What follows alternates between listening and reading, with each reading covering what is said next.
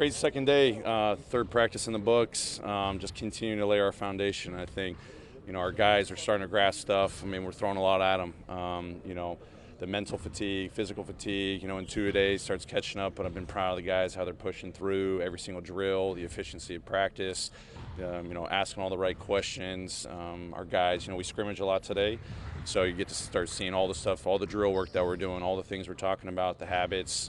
It's been great to see how it's translating to a competitive atmosphere, which is what we're creating today. Taylor, do players get scolded or punished in any way if they pass up an open three-pointer?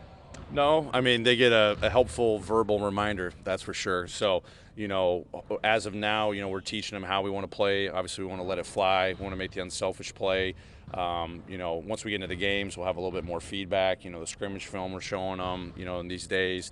But right now, it's just kind of more of a positive approach to encouraging them to let stuff fly. And guys are grasping it. Luckily, no one's, taking advantage of it and taking super bad shots. They're taking appropriate ones. So I've actually been impressed with that. Are y'all playing with a shortened shot clock or doing anything like that to kind of encourage the quickening of the pace? Yeah, we're playing with a 20-second shot clock. I know 4 seconds, it can be, a slight difference, not a huge difference. But our guys have kind of grasped the outlets that we want, the running habits. I mean, it's still a work in progress for sure. But the 20 seconds allows them to have to get into not just the full court actions with our running habits, but even in the half court, how we have to get to our space.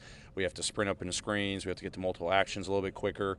So it's been good to see how they respond to that. And, it's kind of one of those subliminal things that kind of forces them into our style.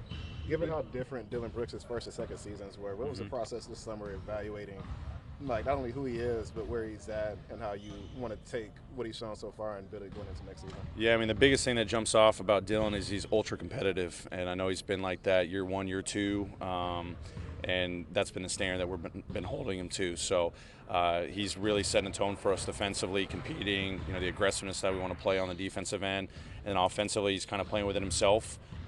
He's taking good shots, but it's been good to see how he's playing with his teammates, making the right plays.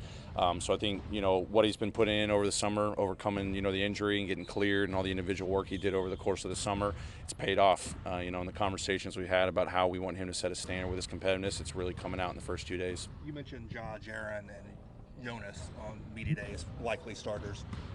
That leaves the wing open. Is it too early to start worried about that, or are you starting to look at combinations in terms of what you like on the wing? Yeah, I mean, as we've been, doing our scrimmaging the first 2 practices, we'll get one tomorrow, scrimmage again on Saturday. We're taking looks. So, no full evaluation's been done or final decisions, but we're definitely playing with a lot of different combinations, kind of see who kind of will fit with those 3 guys that'll be in the starting lineup. Do you see any conflict between playing big on the wing, which seems like with this roster may be something you get to, versus the style play you're trying to implement? Not really. I mean, fortunately, I think we have guys, regardless of size, that, have pretty high basketball IQs.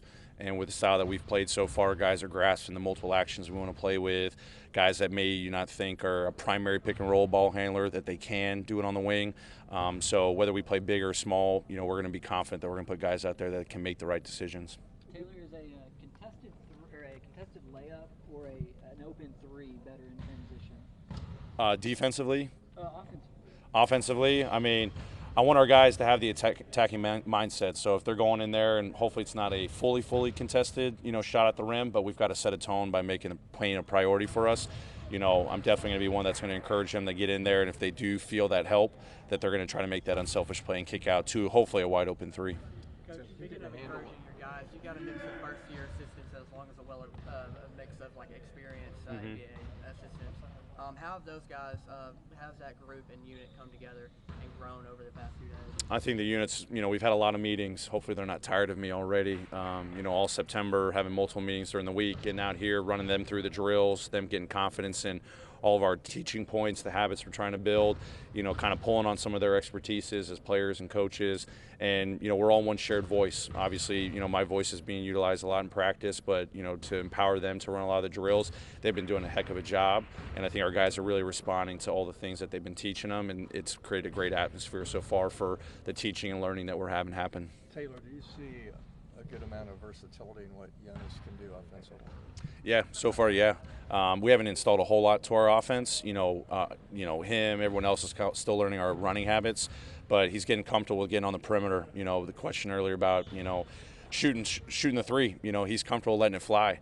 And then now we're starting to sprinkle in some of the post elements that we'll have in our offense. Obviously, bread and butter to him. So he's been showing the ability to be out, side on the perimeter making decisions, not just shot related, but get into the multiple actions, whether it's pick and roll, it's DHOs, and just everyone, not just Jonas, are just trying to get their legs in the pace of play right now. He said that personal numbers don't matter to him, and you probably don't want to put any out there, but internally, do you have some numbers for him that you feel like benchmarks that he needs to reach if you are to be the best version of yourselves? Yeah, a credit to him to talk about, team first, that, the numbers don't really matter. Obviously, it's the unselfish stats that matter to me. What are his assist totals? What are his rebounding numbers?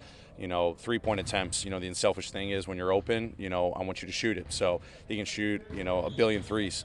As long as he's open, I want him to have the confidence to let it fly. To us, it's the team-related stats.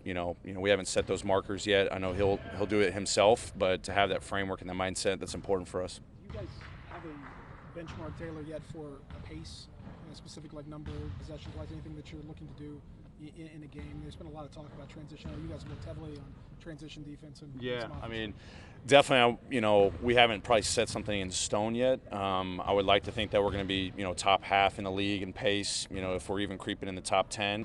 I think we've got guys that can play a top 10 pace, not a firm number on it.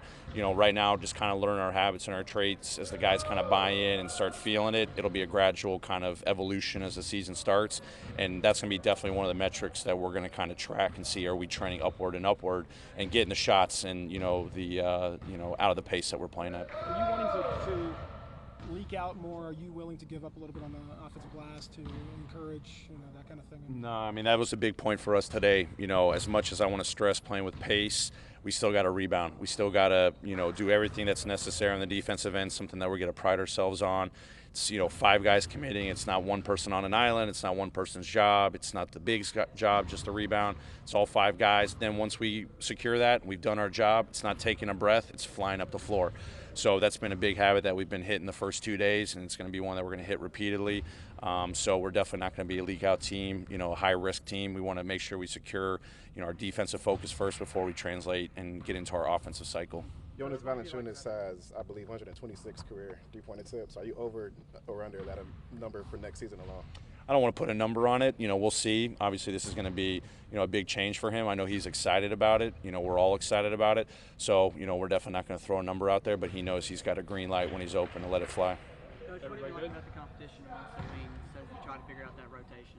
Say that one more time. What did you like about the competition amongst the wings as you try to figure out that rotation? Sure. The biggest thing is competition. Everyone realizes the opportunity that they have, that we've got a lot of good wing players, that they're going to push each other. So there hasn't been a moment in practice, where one is maybe leaped above the others. They're all pushing each other, and we've gotten equal production and, competition from everyone so far.